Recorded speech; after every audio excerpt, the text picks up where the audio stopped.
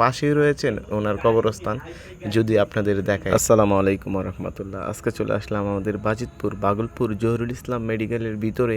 এত সুন্দর একটা মসজিদ আছে, আসলে কয়জনে দেখছেন আমি সঠিক জানি না। আমি যখন প্রায় সময় আসি তখন এত সুন্দর মসজিদটা দেখলে অনেক ভালো লাগে। আর এখানে নামাজ পড়বেন, আর নামাজ পড়ার পরে এত সুন্দর পরিবেশ দেখে আপনার পরাণ অবশ্যই ঠান্ডা হয়ে যাবে, যে এত সুন্দর একটা মসজিদ। চারদিকে যদি আপনাদের পরিবেশটা দেখায়, আর বাগলপুর মেডিকেলে আসলে অবশ্যই চারদিকে ঘুরে দেখার চেষ্টা করবেন, আপনার কাছে অবশ্যই ভালো লাগবে। আর পাশেই রয়েছেন ওনার কবরস্থান, আপনাদের দেখামো, ভিডিওটার সাথেই থাকেন। দেখেন কত সুন্দর এই মসজিদটা।